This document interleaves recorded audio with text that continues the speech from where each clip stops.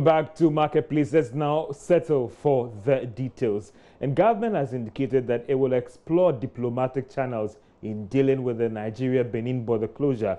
Now, this was in reaction to call for a retaliatory measure to deal with the issue. We have more in this report. Nigerian government in August this year closed its border, with Benin citing threats to its local rice industry. The situation has now gotten worse, hitting a lot of businesses that trade with the country in the region. There are even concerns that the situation could result in increase in prices in goods imported from that country. The Ghana Union of Traders Association, for instance, have also called on the Eastern Corridor to be closed. Dr. Joseph Obeng is president of the association. You tell them to enforce your local law, which is enshrined in your constitution. Then they say, because we have the ECOWAS protocol. And now somebody is abusing it. From the GTLS, shortlisting of 41 items, now closing of borders and all that. We are telling you that the ECOWAS can go to hell. And then we do not have to be begging. But responding to questions in Parliament, Foreign Affairs Minister Shirley Ayoko Botre insists that is not the way to go. Mr. Speaker, and it's in this respect that I would call on members of GUTA to remain calm, because we all know what could happen if there are reprisals. But then we also acknowledge the fact that their concerns are very genuine. And we have not rested on our oars at all since this thing happened, as has been said on the floor already. She, however, announced that they are hoping to formally present a report to Parliament in 1 week. Mr. Speaker, all I can say for now is that government is very engaged, both with the Nigerian authorities and also with ECOWAS, because they are aware of what is happening. And in the fullness of time, sooner than later, I will come to the floor and give members a full report on what has happened. And I'm hoping that by that time, this situation would have been resolved. Analysts have argued that the current action of Nigeria presents a major threat to regional integration. Let's talk about the budget, because the Finance Minister, Ken Ofori-Atta, has confirmed to Joy Business that he would present the 2020 budget to Parliament, that is next Wednesday. Now, this is coming after Parliament initially announced November 14 as a presentation date. We have details in this report. Ken Ofori-Atta has already indicated that the budget would focus on stabilizing programs and policies introduced over the last few years. The budget presentation will be this government's fourth since they took office in 2017. What many will be looking forward to is how government will deal with revenue mobilization challenges as well as enhancing fiscal discipline. Another crucial question that many will be seeking answers is whether government would introduce new taxes in this budget presentation. Let's hear the Finance Minister and other details of what we should expect in the budget presentation. And the budget reading is on the 13th, and so we are going through. I guess we've got about 5 days to go to see what the message would be. But I mean, I'm pretty confident about what we have done when one takes a catalog of where we came from in 2017 to where we are. There are still some more things to do, but clearly we are in a much better macro situation. I think the world looks at us a lot more favorably. I think most Ghanaians walk with a little bit of a lift in their walk, and we will see how the budget will look to consolidate and grow us into the future.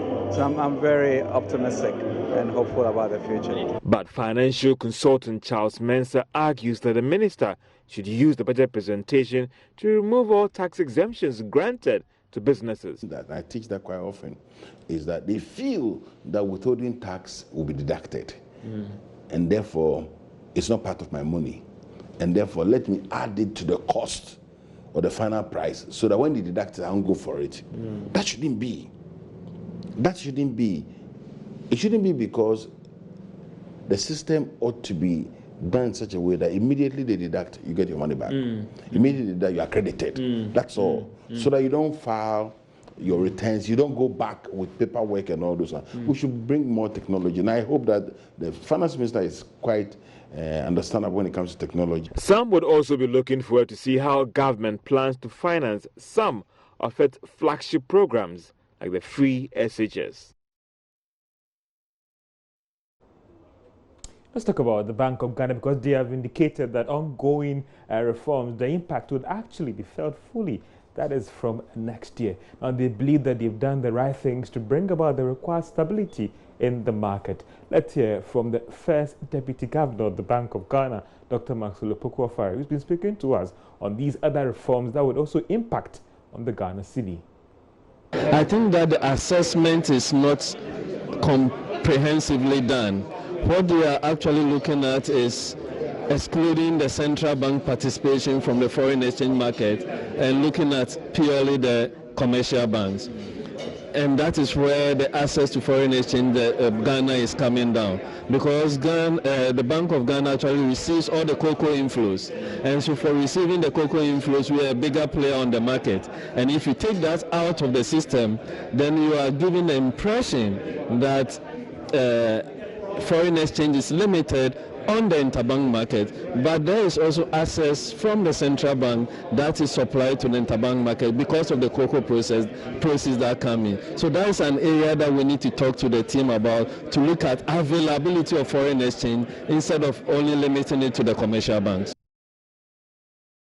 And let's to other story, because the Vice President, Dr. Mahamadou Bawumia, has assured that Ghana will take full advantage of the bilateral agreement between Singapore, as it also learned from the success story in that particular country. Now, he spoke at the networking event hosted to honor the visiting minister of Singapore, that's His Excellency Tharman Shanmugaratnam. Ms. Makiwusa's report has the details. We'll get you more story on details on that particular story and more. Let's look at now. Imagine you wanted to buy a land at a click to tell you the availability, or instead of signing or scanning the documents, and you could do all just that online. Now, as a seminar hosted by DocuTech, a workplace management firm, they've urged government and the private sector to go paperless. Here is Fred Duho's report as he takes us through how all these things are done. Managing Director of DocuTech, a firm in the management of bulk document using technology, Jean Louis Fegali, is calling on government to take steps to invest in digital transformation. According to Fegali, it's possible to have all documents stored in a server where all employees can have access. We are involved in document management, in whether for public or private institution. Today, the event is about digital process automation. So it's about like how to have less paper in the office, have more visibility over the documents in your organizations, have more visibility over the processes. I mean, I'll give you just a simple example, like most public, let's say, organization or even some private, when you enter, you see a lot of documents on the tables. There are a lot of changes to be done in the public sector, because there are a lot of politics, I believe, also involved. The organization do not like too much change. But in 2019, you have to change. You cannot buy the same product you used to buy 10 years ago, as I said, and buy the same one or the new model of this one today. So you have to see what is the state of the art in whatever you do today. What is the state of the art in the world? What can you improve better? Assess and then act. Because there is a lot of improvements to be done in the public sector today in Ghana, in the way they do things. There is a lot of savings to be done. There is a lot of speed we can achieve. On his part, the regional head of Newgen Software Technologies Limited, Bindesh Pandey, says banking operations could be made seamless with digitization when customers are provided with platforms that allow them to interface with the banks with relevant documentation. We have partnered with DocuTech in Ghana to bring about acceleration as far as digital journey of the various banks are concerned. Okay, for all the technological advances we have seen in banking industry, we still see a lot of processes flowing everywhere. You know, so you can't, as a customer, imagine doing banking without paper. we bring in our solutions to help banks digitize and automate those processes. The host report for Joy Business. Now, the senior minister of Singapore has charged African countries to show and value their products in order to penetrate the European and the Asian market as they aggressively champion the African continental free trade agenda. Speaking at the Ghana-Singapore Business Forum held in Accra, the senior minister reiterated or argued that Ghana and other African countries also have to seek a clean and honesty in their dealings with other businesses when it comes to climate as well as engaging in external partnership. Africa is liberalizing and opening up. And that is true, by the way, for most of the developing world. So for all the talk that you read about, the angst about globalization, the rollback of some of the openness of economies, almost all of that is concentrated in a few advanced economies, and in the US in particular. The developing world, if you look at all surveys of popular opinion, if you think about how policymakers think, the developing world still wants to take advantage of global markets as well as global investment. That's the overwhelming sentiment. It's a sentiment here in Ghana, it's a sentiment in the rest of Africa, it's a sentiment for much of the developing world. And the reasons are not just the conventional economic reasons which economists use when they justify free trade. The standard economic argument is that consumers benefit because of lower costs, greater choice, and so on when you have free trade. But the real benefit of a free trade area, and I would say this in particular for the AFC FTA, is going to be not on the consumption side, but on the production side. And we have to think of free trade as a way of building up production capabilities. The global environment is one where you're not going to see the same growth that we saw in the last 30 years. It's a slow growth environment. So regionalization now gives you an additional way in which on a regional basis you can develop specialization with different countries specializing in different areas. In production, developing clusters of expertise and having supply chains within Africa that feed into each country's specialization. So this is a supply side or production mindset. This is Marketplace. Let's take a break and we will be right back.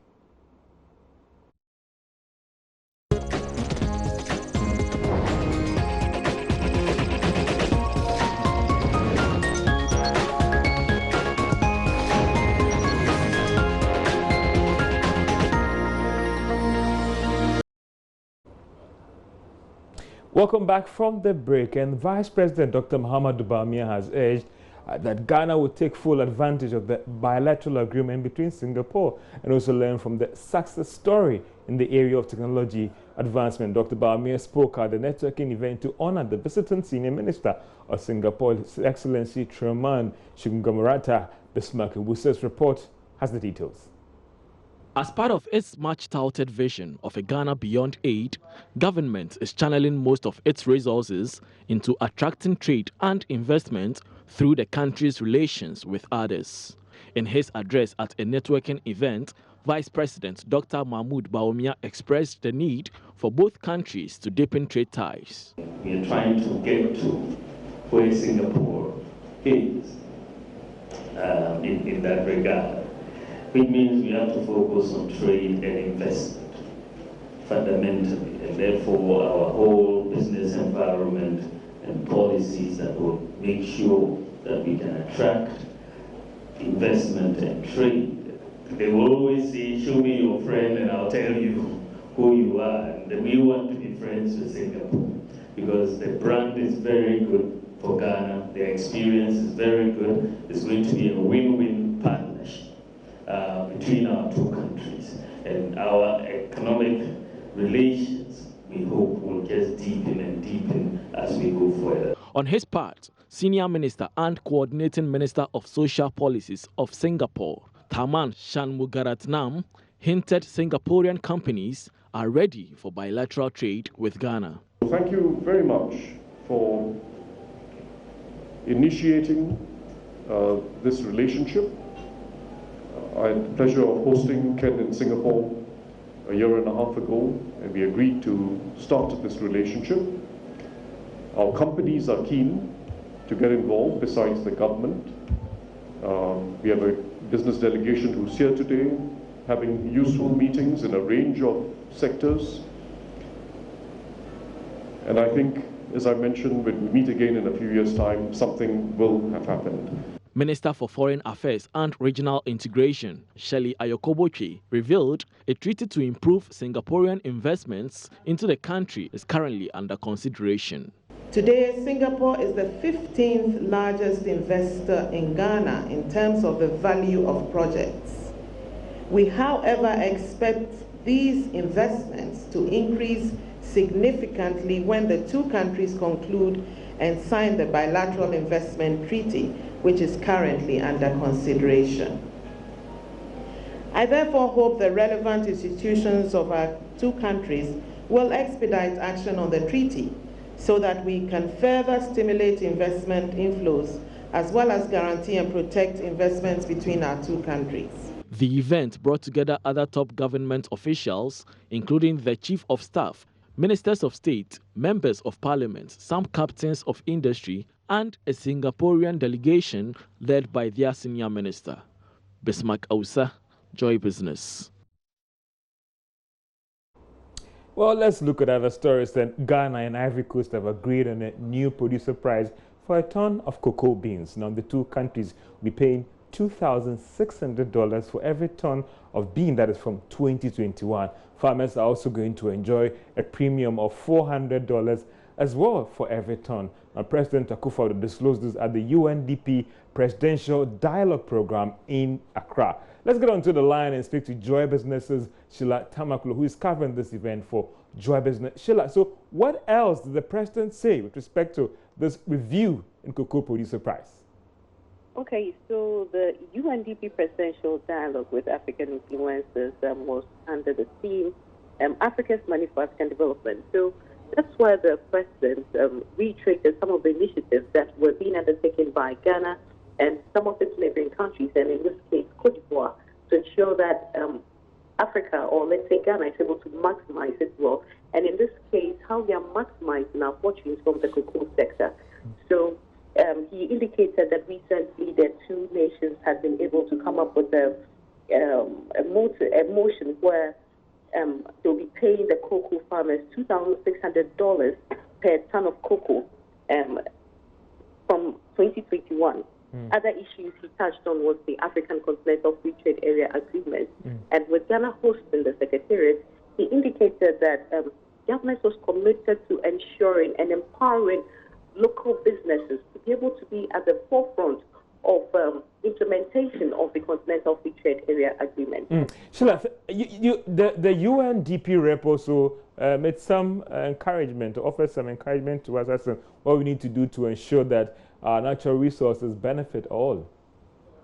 Yes, so looking at enhancing our wealth, she indicated that the UNDP director for Africa indicated that although Africa has a lot of resources, often we are not able to get much wealth from it because we always export it in its raw form.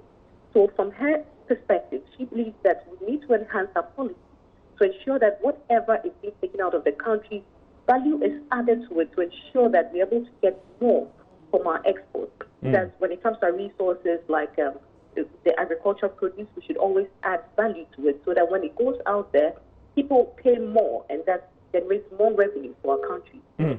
Sheila, thank you so much for the update on that interesting story that we appreciate so much, and have a very, very good afternoon.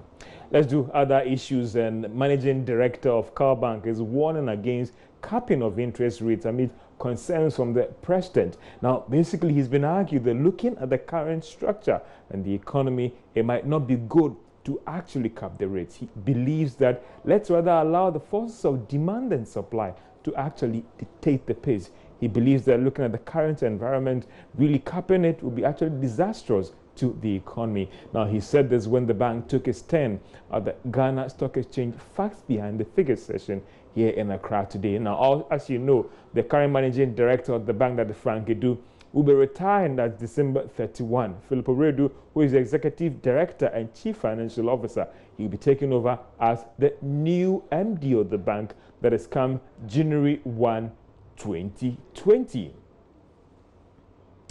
And on that note, we may have to draw the curtain down on Marketplace. I hope you had a good afternoon and we also enjoyed ourselves in here. Enjoy the day and have a great day.